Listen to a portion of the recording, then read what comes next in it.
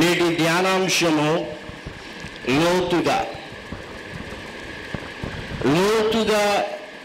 మనము ఉండాల్సినటువంటి 3 విషయాలను గురించి ఈ ఉదయకాల సమయమందు మనం ధ్యానించున్నాం.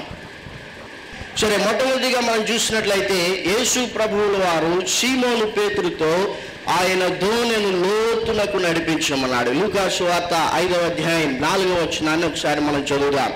ఆయన బోధించుట చాలించిన తరువాత, నీవు దోణెను లోతునకు నడిపించి చేపలు పట్టుటకు మీ వలలు వేయుడని సీమోనుతో చెప్పెను. గమనించండి, పేతురు యేసు ప్రభు చెప్పినటువంటి మాటను పూర్తిగా ఆయన వింటున్నాడు, పూర్తిగా ఆయన విధేయత చూపుతున్నాడు. ఆయన అక్కడే చేపలు పట్టడానికి వల వేయడం లేదు. దేవుడు చెప్పాడు చేపలు పట్టడానికి మీ వలలు వేయండి అని. అయితే పేతురులో ఆ సంపూర్ణ విధేయత మనం చూస్తూ ఉన్నాం. ఆయన లోతులకు నడిపించినటువంటి తర్వాతే ఆయన వలలు వేసినట్లుగా మనం చూస్తున్నాం. దేవుడు చెప్పినట్లుగా ఆయన పూర్తిగా ఆయన వాక్యానికి విధేయత చూపడం ద్వారా ఆయన లైఫ్లో ఏ చేపల కోసం అయితే ప్రయాసపడ్డాడో ఆ చేపలు పొందుకోవడం మనం చూస్తాం. కాబట్టి మన లైఫ్లో ఈ యొక్క వాక్య భాగమును బట్టి నేర్చుకోవాల్సినటువంటి ప్రాముఖ్యమైన విషయం ఏంటంటే, నీకు అనుకూలంగా ఉన్నటువంటి వాక్యాలకు మాత్రమే విధేయత చూపించడం కాదు. దేవుడు చెప్తున్నటువంటి సగం వాక్యాన్ని మనం తీసుకొని దాన్ని పాటిస్తే మన జీవితంలో మనం దేన్నైతే కావాలని ప్రయాసపడుతున్నామో దాన్ని పొందుకోలేనటువంటి పరిస్థితి. కాబట్టి మన లైఫ్లో దేవుడు చెప్తున్నటువంటి ప్రతి మాటను మనం గమనించాలి, ప్రతి చిన్న మాటకు మనం విధేయత చూపించాలి. అయితే మన లైఫ్లో ఎందుకు దేవునికి ప్రతి వాక్యానికి విధేయత చూపించలేకపోతున్నాం? దేవుని ప్రతి వాక్యానికి విధేయత చూపించడం మన జీవితానికి దీవెనకరము, ఆశీర్వాదకరమని మనందరికీ తెలుసు. అయితే ఎందుకు కొన్ని వాక్యాలకే విధేయత చూపగలుగుతున్నాం, కొన్ని విషయాల్లో విధేయత చూపలేకపోతున్నాం? ఎందుకు కొన్ని విషయాల్లోనే మనం పరిశుద్ధమైన జీవితాన్ని కలిగి ఉన్నాం, కొన్ని విషయాల్లో అపవిత్రమైనటువంటి జీవితాన్ని కలిగి ఉన్నాం? ఎందుకు కొన్ని విషయాల్లోనే దేవునికి ఇష్టలుగా జీవిస్తున్నాం, ఎందుకు కొన్ని విషయాల్లో దేవునికి ఇష్టం లేని జీవితాన్ని మనం కలిగి ఉన్నామంటే, గమనించండి, పేతురు లైఫ్లో దేవుడి మాటకు ఆయన పూర్తిగా విధేయత చూపడానికి, ఆయన విధేయత చూపడానికి ముందు ఆయన లైఫ్లో మరొక సంఘటన జరిగింది. ఏంటిదంటే, యేసు ప్రభు సీమోను పేతురు దోణను అడిగాడు. పేతురు ఇక మనకు ఏమీ పడలేదని చెప్పి ఆ యొక్క వలలు కడుక్కుంటూ వెళ్ళిపోతూ ఉన్నప్పుడు యేసు ప్రభు సీమోను పేతురుని పిలిచి, నీ దోణను కొంతసేపు ఇక్కడే ఉంచు, నువ్వు ఇప్పుడే బయలుదేరద్దు, నీతో నాకు పని ఉంది. నీ లైఫ్లో నీవు దేనికోసం అయితే ప్రయాసపడుతున్నావో దాన్ని నేను నీకు ఇవ్వాలని ఆశపడుతూ ఉన్నా, కాబట్టి ప్లీజ్ వెయిట్, కొంతసేపు నువ్వు ఆగు, నీ దోణ నాకు కావాలని చెప్పి ఆ యొక్క దోణను అక్కడ ఉంచమని చెప్పి ఆ అద్దరిన యేసు ప్రభు దోణలో కూర్చొని జన సమూహములకు బోధించాడు. బోధిస్తూ ఉన్నప్పుడు పేతురు యేసు ప్రభు బోధించినటువంటి మాటలను విన్నాడు.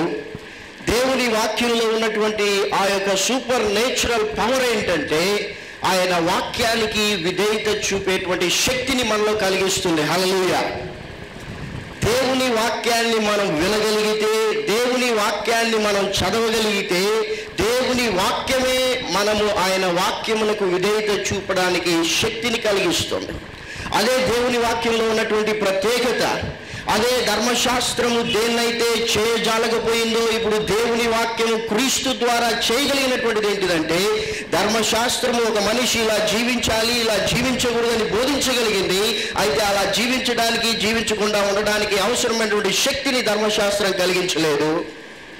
అయితే క్రీస్తులో దేవుని యొక్క వాక్యము ఇప్పుడు మనకేం చేస్తుందంటే, నువ్వు ఎలా జీవించాలో తెలియజేస్తుంది, ఎలా జీవించకూడదో తెలియజేస్తుంది. అట్ ద సేమ్ టైం నువ్వు ఎలా జీవించాలో, ఎలా జీవించకూడదో దానికి అవసరమైనటువంటి శక్తిని కూడా దేవుని వాక్యము మనకు కలుగజేస్తోంది. ఒక భక్తుడు ధర్మశాస్త్రాన్ని గురించి అర్థం చేసుకోవడానికి చక్కటి ఎగ్జాంపుల్ చెప్పాడు. ఒక మనిషి హైట్ ఎంతో తెలుసుకోవాలంటే ఒక స్కేల్ ఉంటుంది. ఆ స్కేల్ దగ్గరికి పోయి మనిషి నిలబడితే ఆయన ఎత్తు ఎంతున్నాడో చెప్తుంది, అవునా కాదా? అంతేగాని ఆ స్కేల్ నువ్వు ఎత్తు పెరగడానికి సహాయపడదు. నీ ఎత్తును మాత్రమే ఆ స్కేల్ చూపించగలుగుతుంది. కానీ నీవు 6 అడుగులు అందగాడు కావాలనుకుంటే ఆ స్కేల్ ఎంత మాత్రం నీకు సహాయం చేయదు. నీ ఎత్తును మాత్రం అది చూపించగలుగుతుంది. అది ధర్మశాస్త్రానికి సాదృశ్యంగా ఉంది. అయితే క్రీస్తులో దేవుని వాక్యం ఇప్పుడు మనకు ఎలా ఉందంటే నీ ఎత్తును చూపిస్తుంది. నీవు ఎత్తు ఎదగడానికి అవసరమైనటువంటి సామర్థ్యమును నీకు కలిగిస్తోంది. హల్లెలూయా. కాబట్టి పేతురు లైఫ్లో దేవుని వాక్యానికి ఆయన పూర్తిగా విధేయత చూపడానికి కారణం ఏంటంటే, అవును ఆయన నిరాశలో ఉన్నాడు, జీవితం పైన విరక్తి చెందాడు, రాత్రంతా ప్రయాసపడ్డాడు. అయినా అలాంటి పరిస్థితిలో పేతురు దేవునికి పూర్తిగా విధేయత చూపడానికి కారణం ఏంటంటే ఆయన దానికి ముందు దేవుని వాక్యాన్ని విన్నాడు. చూడండి, మన లైఫ్లో నేర్చుకోవాల్సిన మరొక విషయం ఏంటంటే పేతురు దేవుని వాక్యాన్ని వినడానికి, ఆ వాక్యాన్ని వినుట ద్వారా విధేయత చూపించడానికి ఆయన ధోరణిను క్రీస్తుకి ఇవ్వాల్సి వచ్చింది. క్రీస్తుకు మనం ఏమి ఇవ్వగలుగుతున్నాం? గమనించండి, దేవుడు మన డబ్బును ఆశించడం లేదు. దేవుడు మన నుండి ఏమి కోరుతున్నాడంటే మన జీవితాన్ని ఆయన కోరుతూ ఉన్నాడు. హల్లెలూయా. కాబట్టి నీవు దేవుని వాక్యాన్ని వినాలన్నా, చదవాలన్నా, విధేయత చూపించాలన్నా, తద్వారా వచ్చే ఆశీర్వాదాలు నీ జీవితంలో పొందుకోవాలన్నా నీవు నీ జీవితాన్ని దేవునికి సమర్పించుకోవాలి. దేవునికి సమర్పించుకోకుండా నీవు దేవుని వాక్యాన్ని వినలేవు. ఆ యొక్క వాక్య శక్తి నీ జీవితంలో ప్రభావితం చేయబడ్డానికి నీ జీవితాన్ని యేసు ప్రభువుకి ఇవ్వక తప్పదు. కానీ ఉదయకాల సమయం దగ్గర ఉన్నటువంటి మనము ఇంకా మన జీవితాన్ని దేవునికి ఇవ్వకుండా, ఇంకా దేవుడు మనల్ని అడుగుతూ ఉన్నటువంటి మన హృదయం ఆయన చేతుల్లో పెట్టకుండా ఆయన వాక్యాన్ని చదువుతూ ఉన్నా, ఆయన వాక్యాన్ని వింటూ ఉన్నా అది మన మీద ప్రభావితము చేయలేనటువంటి ఒక స్థితిని కలిగిస్తుంది. ఆయన మన హృదయాన్ని అడుగుతున్నాడు, మన జీవితాన్ని అడుగుతున్నాడు. ఎందుకంటే గమనించండి, ఆయన మన యొక్క ధోరణిలోనికి రావాలని ఆశపడుతూ ఉన్నాడు. హల్లెలూయా. దేవుడు ఏదో బయట ఉండి పరలోకంలో నుండే మన జీవితంలో క్రియ చేయాలని ఆయన అనుకోవడం లేదు. దేవుడు అక్కడ బోధిస్తూ అక్కడే ఉండి పేతురుతో మాట్లాడాలని ఆయన అనుకోవడం లేదు. పేతురు ధోరణిలోనికి ఆయన రావాలని ఇష్టపడుతున్నాడు. ఎందుకంటే ఆయన మన హృదయంలోనికి వస్తే తప్పితే ఆ వాక్యము మనలో క్రియను చేయలేదు. సో పేతురు ఆయన వాక్యాన్ని వినడానికి ఆయన ధోరణినిచ్చాడు. వాస్తవానికి ఆయన లైఫ్లో ఆ ధోరణిని యేసు ప్రభువుకి ఇచ్చేటువంటి స్థితిలో ఆయన లేడు. ఎందుకంటే అలసిపోయాడు, నిరాశ చెందాడు, ఎంత మాత్రం ప్రయోజనం లేక విసిగిపోయి వలలు కడుక్కుంటూ ఇంటికి బయలుదేరదామని ఉన్నటువంటి సందర్భం అది. మన లైఫ్లో కూడా దేవునికి మన జీవితాన్ని ఇవ్వడానికి ఈ పరిస్థితి చక్కగా అనిపించకపోవచ్చు. నా జీవితంలో ఇన్ని కష్టాలు వచ్చాయి, ఇన్ని నష్టాలు వచ్చాయి, ఇక ఎందుకు ఈ జీవితం దేవునికి ఇవ్వడం అన్నటువంటి స్థితిని నీవు కలిగి ఉన్నావేమో. అయితే దేవునికి స్తోత్రం, పేతురు ఆయన మనస్సును మార్చుకున్నాడు. ఈ యేసు ప్రభు ఏదో ఒక విధంగా నా జీవితాన్ని మార్చడానికి శక్తి కలిగినటువంటి వాడని ఆయన గుర్తించాడు. ఆ ధోరణిను యేసు ప్రభువుకి ఇవ్వడానికి ఇష్టపడ్డాడు. కాబట్టి నీ పరిస్థితులను బట్టి నీవు దేవుని కోసం తీర్మానం చేయకుండా వెనక్కి వెళ్ళిపోవద్దు. నీ పరిస్థితులను మార్చడానికి ఆయన శక్తి కలిగినటువంటి వాడు. నీ పరిస్థితులు నీ దేవుణ్ణి మార్చలేవు, అయితే నీ దేవుడు నీ పరిస్థితులను మార్చగలడు. కాబట్టి మన జీవితాన్ని ఆయనకి ఇద్దాం. ఇచ్చినప్పుడు ఆయన వాక్యం పట్ల ఆశను ఆయన మనలో కలిగిస్తాడు. ఆశ కలిగినటువంటి ప్రాణాన్ని ఆయన తృప్తిపరుస్తాడు. అయితే ఆయనే ఆశను కూడా మనలో కలిగించేటువంటి వాడు. హల్లెలూయా. కాబట్టి ఆశ ఆయనలో మనం కలిగించినప్పుడు మనం ఆయన వాక్యాన్ని వినగలుగుతాం. ఆయన వాక్యాన్ని వినగలుగుతూ ఉన్నప్పుడు, ఆయన వాక్యాన్ని చదువుతూ ఉన్నప్పుడు, ఆయన వాక్యాన్ని ధ్యానిస్తూ ఉన్నప్పుడు దేవుడి యొక్క వాక్యానికి పూర్తిగా విధేయత చూపగలిగినటువంటి గొప్ప కృపను దేవుడు మనకు అనుగ్రహిస్తాడు. ఎందుకు దేవుని వాక్యాన్ని వినాలి, ఎందుకు దేవునికి పూర్తిగా విధేయత చూపాలంటే పేతురు లైఫ్లో అప్పటి వరకు ఆయన కలిగినటువంటి జీవితం ఒకలాంటిది. ఆయన దేవుని వాక్యాన్ని విని దేవుని వాక్యానికి విధేయత చూపినటువంటి తర్వాత ఆయన జీవితం మరొక విధంగా ఉంది. ఏ పేతురు ఏ చేపల కోసమైతే రాత్రంతా ప్రయాసపడి దేవుని వాక్యాన్ని వినడానికి ధోరణినిచ్చి వాక్యాన్ని విని విధేయత చూపాడో, అదే పేతురు ఆయన లైఫ్లో ఆ చేపల్ని పొందుకున్నప్పుడు ఆయన వాటిని విడిచి వెళ్ళిపోయాడు. హల్లెలూయా. కాబట్టి నీ లైఫ్లో నీవు సరైనటువంటి కోరికలు కలిగి ఉండాలన్నా, సరైనటువంటి ఆలోచనలు కలిగి ఉండాలన్నా దేవుని వాక్యము మనకు సహాయం చేస్తుంది. దేవుని వాక్యం లేకుండా నీవు మంచి తలంపులు కలిగి ఉండలేవు, నీ ఆలోచనలు మంచివిగా ఉండలేవు. ఎందుకంటే మనిషి యొక్క హృదయ ఆలోచనలు అంతా ఎల్లప్పుడూ చెడ్డవని వాక్యం చాలా స్పష్టంగా తెలియజేస్తుంది. గమనించండి, ఇవన్నీ మారకపోతే మన లైఫ్లో మనము తప్పు విషయాల గురించి ఆలోచన చేస్తున్నాం, పనికిరాని విషయాల గురించి మనం ఆలోచన చేస్తున్నాం. పేతురికి ఎప్పుడు ఆయన ఆలోచన ఇది చెడ్డది, ఇది పనికిరానటువంటిది అన్నటువంటి బుద్ధి కలిగిందంటే ఆయన దోణిని లోతునకు నడిపించినప్పుడు. హల్లెలూయా. ఆయన దోణి లోతునకు నడిపించబడనంత వరకు పేతురు అనుకున్నాడు, ఈ చేపలు దొరికితే చాలు, ఈ చేపలు అమ్ముకొని నా యొక్క జీవితాన్ని గడిపేయచ్చు, ఈ చేపలే నా జీవితాన్ని ముందుకు తీసుకొని వెళ్తాయి, ఈ చేపలు ఉంటే నా జీవితం గడిచిపోతుంది, ఈ చేపలు చాలు నా జీవితానికి, నా కుటుంబానికి అనుకుంటున్నాడు పేతురు. అయితే ఎప్పుడైతే దేవుని వాక్యానికి విధేయత చూపి ఆయన దోణిని లోతునకు నడిపించాడు, అప్పుడు పేతురు కన్నులు తెరవబడ్డాయి. ఏంటంటే ఇప్పుడు ఈ చేపలు నాకు వద్దు, విస్తారమైన చేపలు పడ్డాయి. గమనించండి, పేతురు ఆయన లైఫ్లో ఊహించినటువంటి చేపలు పడ్డాయి. ఆయన అన్ని చేపలు పడాలని ప్రయాసపడలేదు. ఏదో కొన్ని పడితే ఈ వారానికి గడిచిపోతే చాలు, లేకపోతే రోజు గడిచిపోతే చాలు, ఈ నెల గడిచిపోతే చాలని పేతురు అనుకుని ఉంటాడు. అయితే వాక్యం చెప్తుంది విస్తారమైనటువంటి చేపలు అక్కడ పడ్డాయి. అయితే ఇప్పుడు పేతురు అంటున్నాడు, ఈ చేపలు నాకు వద్దు, ఈ దోణి నాకు వద్దు, ఈ వలలు నాకు వద్దని సమస్తమును విడిచిపెట్టి యేసు ప్రభువుని వెంబడిస్తున్నాడు. ఎప్పుడు ఈ అండర్స్టాండింగ్, ఈ అవగాహన పేతురులో కలిగిందంటే ఆయన దోణిని లోతునకు నడిపించినప్పుడు. ఇంకా ఎందుకు నీ జీవితంలో ఈ లోక సంబంధమైనటువంటి కోరికలు ఉన్నాయంటే, ఇంకా ఎందుకు ఈ లోక సంబంధమైనటువంటి సంతోషం కొరకు, ఆనందం కొరకు నీవు ప్రాగులాడుతున్నావంటే నీ దోణి లోతునకు నడిపించబడలేదు. ఎందుకు నడిపించబడలేదంటే నీ దోణిని ఇంకా క్రీస్తుకి ఇవ్వలేదు. ఆయన అడుగుతూనే ఉన్నాడు, పేతురు నీ దోణి నాకు కావాలి, నేను నీ దోణిలోనికి రావాలి, నీ దోణిలో కూర్చొని మాట్లాడాలి అని దేవుడు మనతో మాట్లాడుతున్నాడు. అయితే మనం దోణిని ఇవ్వడం లేదు, మన హృదయాన్ని ఇవ్వడం లేదు, మన జీవితాన్ని ఇవ్వడం లేదు. అందుకే ఇంకా ఆ చేపలే కావాలి, ఆ చేపలు ఉంటే నా లైఫ్ బాగుంటుంది, ఇదే నాకు సంతోషాన్ని ఇస్తుంది అని మనం భ్రమపడుతూ ఉన్నాం. నీ దోణిని లోతునకు నడిపించాలి. ఎంత లోతుకు మన దోణి వెళ్ళింది, ఎంతగా మనం ఆయన వాక్యానికి విధేయత చూపుతూ ఉన్నాం అనేటువంటిది ఉదయకాల సమయంలో మనం పరిశీలన చేసుకోవాలి. రెండవదిగా మనం చూసినట్లయితే దేవుని వాక్యంలో లోతుగా ఉండాల్సినటువంటి విషయం, మార్కు సువార్త 4వ అధ్యాయం 5వ వచనంలో మన్ను లోతుగా ఉండాలని యేసు ప్రభువుల వారి ఉపమానంలో చెప్తూ ఉన్నారు.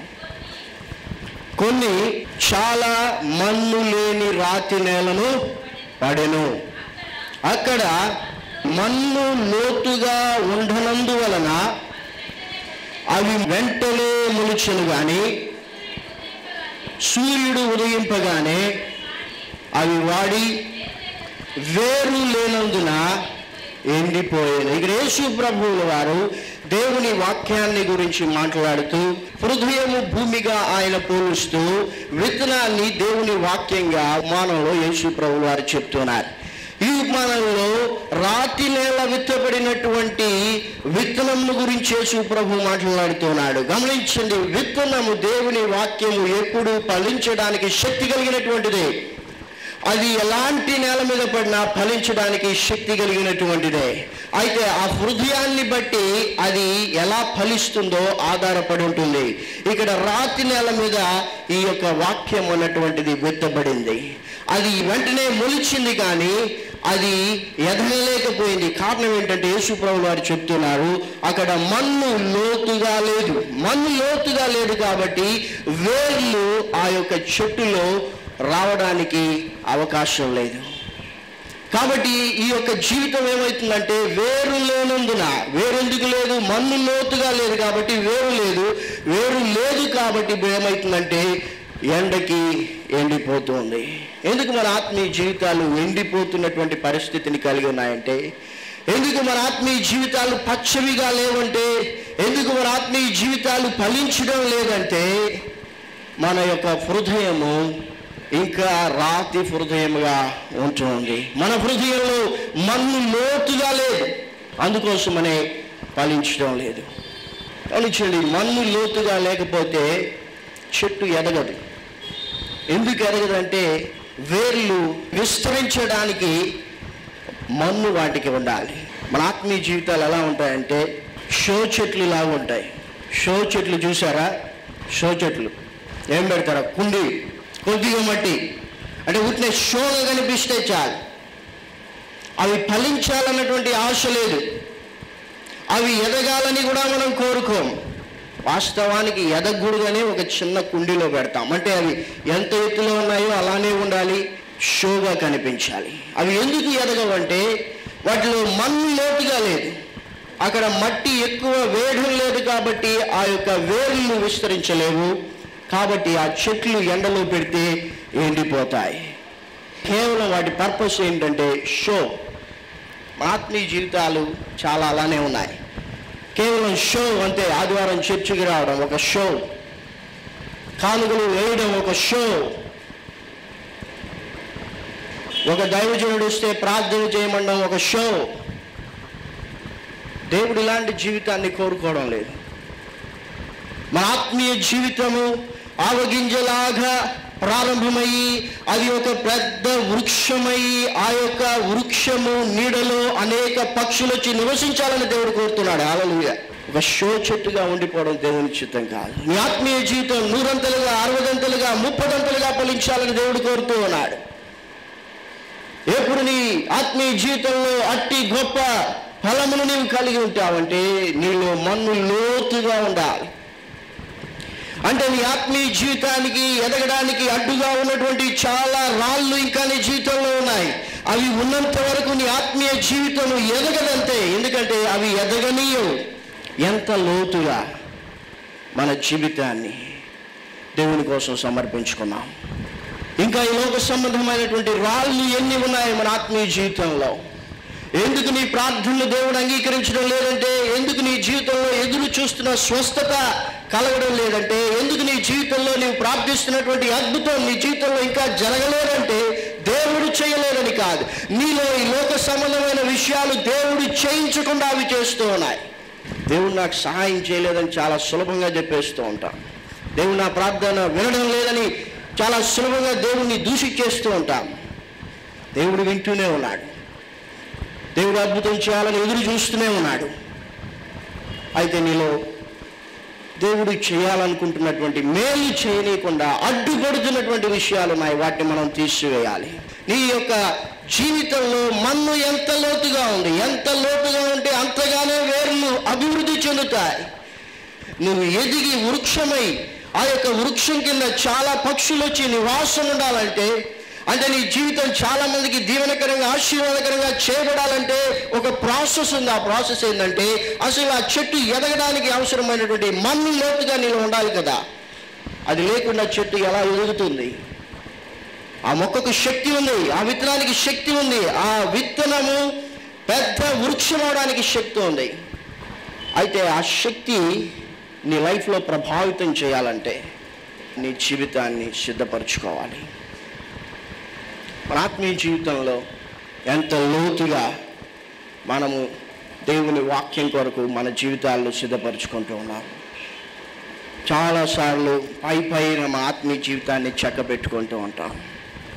పాస్టర్ ఇంటికి వస్తే ఆ టీవీ పైన ఉన్న సినిమా డివిడీలు తీసి టక్కని లోపల పెట్టేస్తాం. ఎందుకంటే ఆయన ఏమన్నా అనుకుంటాడేమో. పైన జస్ట్ పైన సర్దేయడం అంతే. పాస్టర్ చూస్తే కాలుస్తున్న సిగరెట్ పాడేయడం, కానీ జోబులో ఉన్న సిగరెట్లు పాస్టర్ చూడగలడా? ఆయన చూడలేడు, దేవుడు చూస్తూ ఉంటాడు. పాస్టర్ చూస్తూ ఉంటే సినిమా థియేటర్కి పోతూ ఉంటారు, కానీ సినిమా థియేటర్కి పోకుండా ఎదురుగున్న షాపులోనికి పోతారు. అంటే పైనే, లోపల మార్పు అవసరం లేదు. ఆ పరిస్థితికి చాలినటువంటి పైన సర్దుబాటు మన ఆత్మీయ జీవితంలో చాలాసార్లు మనం చేసుకుంటూ ఉంటాం. ఈ వ్యాధి వచ్చింది, ఈ వ్యాధి నుండి దేవుడు నన్ను బాగు చేయాలి కాబట్టి ఓకే, ఈ వ్యాధి బాగయ్యేంత వరకు దేవుని వాక్యానికి నేను విధేయత చూపుతా. నా లైఫ్లో ఈ అద్భుతం జరగాలి, ఈ అద్భుతం జరిగేంత వరకు దేవునికి ఇష్టంగా జీవిస్తాను అంటే పైన మాత్రమే, అంతరంగంలో లోతుగా వెళ్ళేటువంటి అనుభవం నీ జీవితంలో లేకపోతే నీ ఆత్మీయ జీవితం ఎప్పటికీ ఎదగలేదు. సరే, మూడవదిగా లోతుగా ఉండాల్సినటువంటి విషయం లూకాసు వార్త 6వ అధ్యాయం 48వ వచనం. వాడు ఇల్లు కట్టవలెనని ఉండి లోతుగా త్రవ్వి బండ మీద పునాది వేసిన వాణ్ణి పోలి ఉండును. దేవుని వాక్యాన్ని విని విధేయత చూపించేటువంటి వ్యక్తిని గురించి, దేవుని వాక్యాన్ని విని విధేయత చూపకుండా ఉండేటువంటి ఇద్దరి వ్యక్తులను గురించి యేసు ప్రభు మాట్లాడుతున్నాడు. ఆత్మీయ జీవితం గురించి, శరీరానుసారమైనటువంటి జీవితాన్ని గురించి యేసు ప్రభు మాట్లాడుతున్నాడు. ఒక శరీరానుసారమైనటువంటి మనిషి ఏం చేస్తాడంటే ఇల్లు కట్టుకోవడానికి ప్రిఫరెన్స్ ఇస్తాడు. అంటే ఆ పునాది ఎలా ఉన్నా పర్లేదు, అది ఉంటుందో పడిపోతుందో అది అవసరం లేదు ఆయనకి. ఆయనకి ఏం కావాలంటే ఆయన చూస్తే ఒక ఇల్లు, చక్కటి ఇల్లు ఆయన కళ్ళ ముందర కనిపించాలి, అది వెంటనే జరిగిపోవాలి. ప్రార్థన చేశాడు, వెంటనే అది జరిగిపోవాలి, ఆ ఇల్లు క్షణాల్లో ముందుకు కనిపించాలి. పునాదిని గురించి పట్టించుకోడు, ఎందుకంటే పునాది వేయాలంటే చాలా టైం పడుతుంది. బాదూరులో మేము కట్టినటువంటి బిల్డింగ్ కేవలం ఆ గ్రౌండ్ వర్క్కు మాత్రమే 8 నెలలు పట్టింది. నాకు చాలా బాధ వేసింది. 8 నెలలు అయిపోయింది, ఇంకా బిల్డింగ్ కనిపించడం లేదు కంటికి, ఎందుకంటే లోపల జరుగుతూ ఉంది పని. 8 నెలల వరకు ఆ యొక్క బిల్డింగ్ ప్రోగ్రెస్ తెలియడం లేదు. అయ్యో, ఇంత డబ్బులు ఖర్చు పెట్టేశాను, ఏం జరిగింది ఇక్కడ, కంటికి కనిపించడం లేదు. అసలు ఇప్పటికే ఇంత డబ్బులు అయిపోయింది, ఇంకా అది ముందుకు ఒక బిల్డింగ్ రూపానికి రావాలంటే ఇంకా ఎంత ఖర్చు అవుతుంది, నా వల్ల అవుతుందా కాదా, ఎందుకు ఇంత లోతుగా చేశా, ఎందుకు 6 ఫ్లోర్స్కి అవసరమైనటువంటి పునాది వేసా, పొరపాటు చేశామా అన్నటువంటి ఆలోచన కూడా వచ్చింది. ఎందుకంటే ఫౌండేషన్కి చాలా టైం పడుతుంది, అట్ ది సేమ్ టైం చాలా ఖర్చు కూడా అవుతుంది. పునాదికి చాలా టైం పట్టింది, అవును. ఆ మొదటి ఫ్లోర్ కట్టబడడానికి చాలా కష్టంగా అనిపించింది. అయితే దేవునికి స్తోత్రం, 2nd ఫ్లోర్ చాలా త్వరగా అయిపోయింది. ఇంకా దాని మీద 5 ఫ్లోర్లు చాలా సులభంగా అయిపోతాయి, ఎందుకంటే ఇక పునాదితో అవసరం లేదు.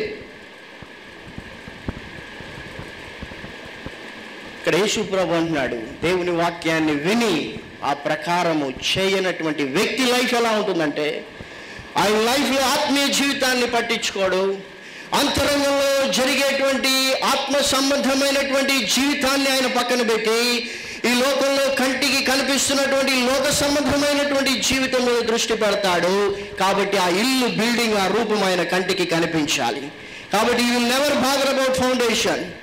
అయ్యో, ఇసుక మీద కడుతున్నానే, వర్షాకాలం వస్తుంది, ఎండాకాలం వస్తుంది, ఈ యొక్క ఇల్లు పడిపోతుందే అన్నటువంటి అవగాహన ఆయనకు లేదు. డబ్బులు సంపాదించాలంటే నా లైఫ్లో, ఒకవేళ నీకు అనారోగ్యం వస్తే నీవు సంపాదించినటువంటి డబ్బులన్నీ వేస్ట్ అయిపోతాయి అన్నటువంటి అవగాహన మనిషికి లేదు. డబ్బులు కావాలంతే, మోసం చేసినా ఇంకేం చేసినా నాకు డబ్బులు కావాలి. అందుకే యేసుప్రభు అన్నాడు, వెర్రివాడా, ఈ లోకమంతా నువ్వు సంపాదించుకొని రాత్రి నువ్వు చనిపోతే నీకు ఏంటి ప్రయోజనం? భారతదేశాన్ని అంతా నువ్వు కొనేసావు, ఈ రాత్రి నువ్వు చనిపోతే నీకు ఏంటి ప్రయోజనం? ఇల్లు కట్టుకున్నావు, ఈ లోక సంబంధంగా కనిపించేటువంటి విషయాలు అడుగుతున్నావు, దేవుడు వాటిని నీకు ఇస్తాడు, వాటి వల్ల నీకు ఏంటి ప్రయోజనం? నీ ఆత్మీయ జీవితం సరిగా లేకుండా ఈ లోక సంబంధమైన విషయాల్ని పొందుకొని నీవు ఏమి చేస్తావు? వాటి వల్ల నీవు సుఖించగలవా? సుఖించలేవు. బైబిల్ చెప్తుంది, వారు భోజనము చేసి కూడా తృప్తి పొందనటువంటి స్థితిని ఈ లోకస్తులు కలిగి ఉన్నారు. ఏ భోజనం కోసం అయితే నీవు ప్రయాసపడుతున్నావో దాన్ని నీవు పొందుకున్నా, తిన్నా తృప్తి అన్నటువంటిది నీలో కలగదు. ఎందుకంటే నీ ఆత్మీయ జీవితంలో తృప్తి పొందకుండా ఈ లోక సంబంధమైనటువంటి విషయాలు నువ్వు ఎప్పటికీ ఎన్నటికీ ఏ ద్వారా కూడా తృప్తి పొందలేవు. అందుకే డబ్బులు ఉన్నటువంటి ఎంతో మంది కోటీశ్వరులు ఆత్మహత్యలు చేసుకుంటున్నారు. చాలా మంది డిప్రెషన్లోనికి వెళ్ళిపోయి ఇల్లు విడిచిపెట్టి ఎక్కడికో వెళ్ళిపోతున్నారు. చాలా మంది అనారోగ్యాలతో బాధపడుతున్నారు. కారణం ఏంటంటే డబ్బులు లేదా, పేరు లేదా, హోదా లేదా, అన్నీ ఉన్నాయి. అయితే ఆత్మలో శాంతి లేదు, ఆత్మలో తృప్తి లేదు. అది లేకుండా ఈ లోకంలో తృప్తి నీకు దొరకదు. అందుకే యేసుప్రభు అన్నాడు, నా మాట విని ఆ ప్రకారం చేసేటువంటి వ్యక్తి చేసేటువంటి పని ఏంటంటే లోతుగా తవ్వుతాడు. ఎందుకంటే ఫౌండేషన్ ఇస్ వెరీ ఇంపార్టెంట్. పునాది చాలా ప్రాముఖ్యమైనటువంటిది. ఎంత లోతుగా మన ఆత్మీయ జీవితం మనం కలిగి ఉన్నాం. పైన సర్దుకునేటువంటి ఆత్మీయ జీవితం మనకు తృప్తిని కలిగించదు. మనం పైన సర్దుకుంటే దానివల్ల మనకు ప్రయోజనం లేదు. రీసెడే వాన వచ్చేటువంటి రోజు ఒకటి ఉంది, వరద వచ్చేటువంటి రోజు ఉంది, ఇంటి మీదకి గాలి తుఫాను కొట్టేటువంటి రోజు ఉంది, నీవు సంపాదించినటువంటి ఆస్తి అంతా కరిగిపోయేటువంటి రోజు ఉంది. దేనికోసమైతే ప్రయాసపడి పొందుకున్నావో అది పోగొట్టుకునేటువంటి రోజు ఒకటి ఉంది. ఆ రోజుని ఎదుర్కోవడానికి నీవు నేను సిద్ధంగా ఉన్నామా? అది ఇసుక మీద కట్టబడిన పునాది మీద కట్టబడిన తుఫాను వస్తుంది, గాలి విసిరి ఆయన మీద కొడుతుంది, అప్పుడు తేలిపోతుంది. ఆ రోజుని ఫేస్ చేయడానికి మనం సిద్ధంగా ఉన్నామా? ఎంతమంది చెప్పగలం, నా ఉద్యోగం పోయినా ఆత్మీయ జీవితాన్ని నేను విడిచిపెట్టను, నా డబ్బులు పోయినా నా దేవుణ్ణి నేను విడిచిపెట్టను, ఈ లోకంలో నేను ఏది పోగొట్టుకున్నా నా దేవుని ప్రేమ నుండి నన్ను ఏది కూడా వేరు చేయలేదని ఎంతమంది చెప్పగలరు? యోబు చెప్పగలిగాడు. ఆయన ఆస్తి పోయింది, ఆయన ఇల్లు పోయింది, ఆయన వంశావళి పాడైపోయింది, ఆయన శరీరం కూడా పాడైపోయింది. ఆయన అంటున్నాడు, యెహోవా ఇచ్చాడు, యెహోవా తీసుకొని పోయాడు. ఎందుకంటే నాకు కావాల్సింది నా దేవుడే. నా ఆత్మీయ జీవితం నాకు ప్రాముఖ్యం అండి. నా ఆత్మీయ జీవితం సరిగా ఉంటే నేను కోల్పోయిన వాటిని తిరిగి దేవుడు ఇవ్వడానికి శక్తి కలిగిన వాడు. హల్లెలూయా. వేటినైతే నీవు దేవుని కోసం విడిచిపెట్టావో వాటిని నూరంతలుగా దేవుడు నీకు ఇహమందు పరలోకమందు ఇస్తానన్నాడు. హల్లెలూయా. పేతురు అన్నాడు, ప్రభువా మేము సంవత్సరం విడిచిపెట్టాం నాయన, అన్ని వదిలిపెట్టామే, వలలు విడిచిపెట్టాం, దోణలు విడిచిపెట్టాం, చేపలు విడిచిపెట్టాం, మాకేంటి ప్రయోజనం? దేవుడు అన్నాడు, పేతురు భయపడొద్దు, నువ్వు దేన్నైతే విడిచిపెట్టావు, దేన్నైతే నష్టపరుచుకున్నావు నా నిమిత్తము, వాటిని లోకంలో నేను నీకు 100 అనుగ్రహిస్తాను, పరలోకంలో కూడా ఇస్తాను. నీ ఆత్మీయ జీవితం కోసం ఈ లోక సంబంధమైన విషయాన్ని దేన్నైతే నువ్వు వదులుకుంటున్నావో తిరిగి 100 రెట్లు దేవుడు నీకు అనుగ్రహిస్తాడు. హల్లెలూయా. వదులుకునేటప్పుడు బాధగానే ఉంటుంది, అయ్యో నా ఆత్మీయ జీవితం కోసం నేను దీన్ని విడిచిపెట్టాలా, ప్రార్థన చేయడానికి టీవీ చూడకుండా ఉండాలా, టీవీ చూసి కూడా ప్రార్థన చేస్తాను, సినిమా థియేటర్లకు పోకుండా నేను బైబిల్ చదవాలా, పోతూ కూడా బైబిల్ చదువుతాను అని నీవు అనుకుంటే కుదరదు. Need to sacrifice. ఇచ్చేయాలి, నీ జీవితం ఆయనకి ఇచ్చేయాలి. బట్ మన ఆత్మీయ జీవితం మనం ఎలా కట్టుకుంటూ ఉన్నాం? పైకి బాగానే ఉంది, కానీ వాన వచ్చేటువంటి రోజు ఉంది, వరద వచ్చేటువంటి రోజు ఉంది. ఆ రోజుకి మన ఆత్మీయ జీవితం నిలబడుతుందా? ఒకవేళ నిలబడలేనటువంటి స్థితిని మనం కలిగి ఉంటే ఇది ఒక మంచి అవకాశం. ఆయన మనల్ని ఇంటి వలె కట్టాలని ఇష్టపడుతున్నాడు. ఎఫెసీయులకు రాసిన పత్రిక 2వ అధ్యాయం 22వ వచనంలో, మీరు ఆత్మ మూలముగా దేవునికి నివాస స్థలమై ఉండుటకు కట్టబడుచు ఉన్నారు. He is ready to build. ఆయన మంచి బిల్డర్. డబ్బు తీసుకుని దొంగ ప్లాన్లు ఇచ్చేటువంటి దేవుడు కాదు ఆయన. నువ్వు ఏమి ఇవ్వకపోయినా ఒక చక్కటి మాస్టర్ ప్లాన్ని నీ లైఫ్లో ఎన్ని తుఫానులు వచ్చినా, ఎన్ని వరదలు వచ్చినా, ఎన్ని భూకంపాలు వచ్చినా నీ యొక్క పునాది చెదిరిపోకుండా నిలబడగలిగినటువంటి చక్కటి ప్లాన్ ఇవ్వగలిగినటువంటి దేవుడు ఆయన. అలాంటి ఆత్మీయ జీవితాన్ని ఆయన ఇవ్వడానికి ఇష్టపడుతూ ఉన్నాడు. లోతైనటువంటి అనుభవం మనం కలిగి ఉండాలని దేవుడు కోరుతున్నాడు. దేవుని ప్రేమలో మనము వేరు పారి స్థిరపడాలని పౌలు రాస్తున్నాడు. దేవుని ప్రేమ ఎంత లోతైనటువంటిదో, ఎంత ఎత్తైనటువంటిదో, ఎంత విశాలమైనటువంటిదో నీవు తెలుసుకోవాలని దేవుడు కోరుతూ ఉన్నాడు. ఎప్పుడు వస్తుంది లోతైనటువంటి అనుభవం నీ జీవితంలోనికంటే నీ జీవితాన్ని యేసు ప్రభు చేతిలో పెట్టేయాలి. అది అట్టి కృపను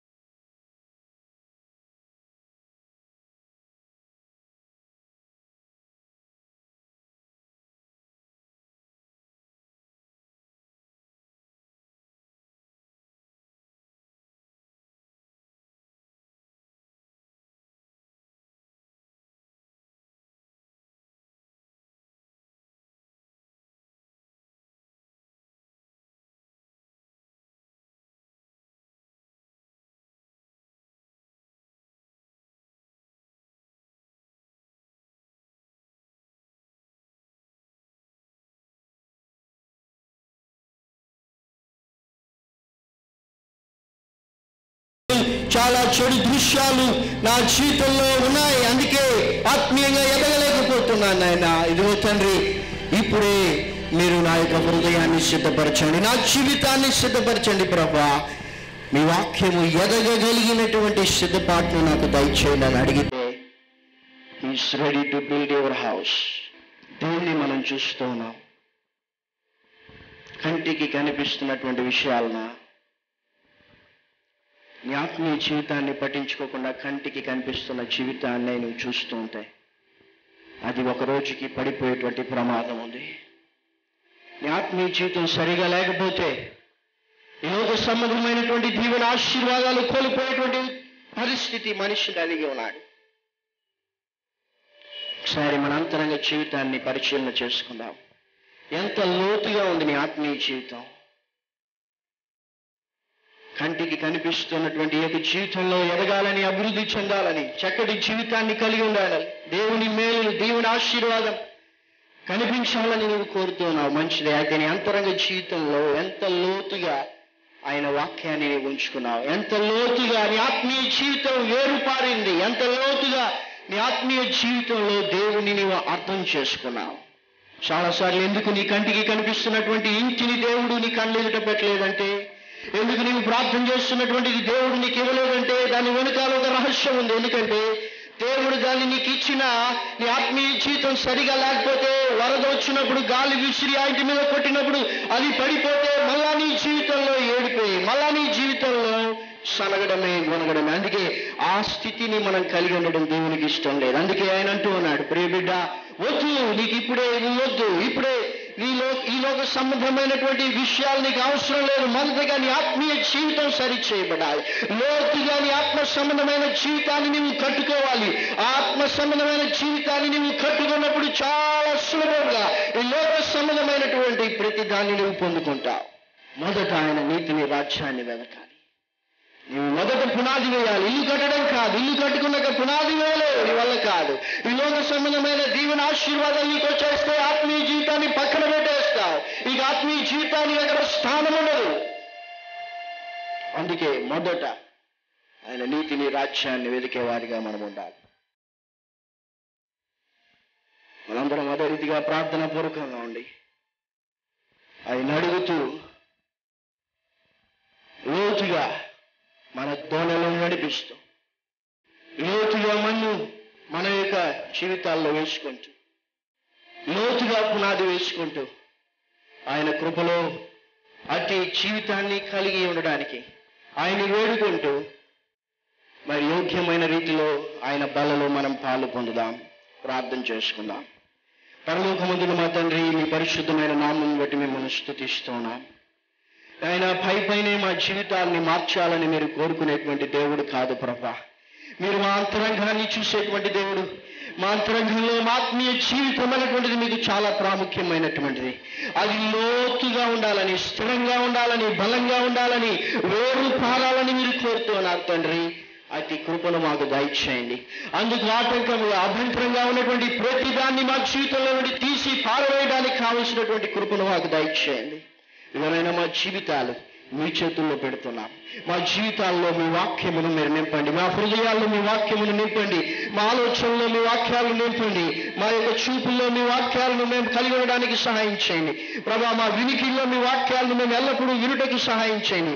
మా క్రియల్లో, మా చేష్టల్లో మేము ఏం చేస్తున్నప్పటికీ, ఎక్కడికి వెళ్తున్నప్పటికీ ప్రభా, మీ వాక్యం మా ఎదుట మాలో ఉంచుకునేటువంటి కృపను మాకు దయచేయమని యేసుక్రీస్తు నామమున ప్రార్థిస్తున్నాను తండ్రి. ఆమేన్.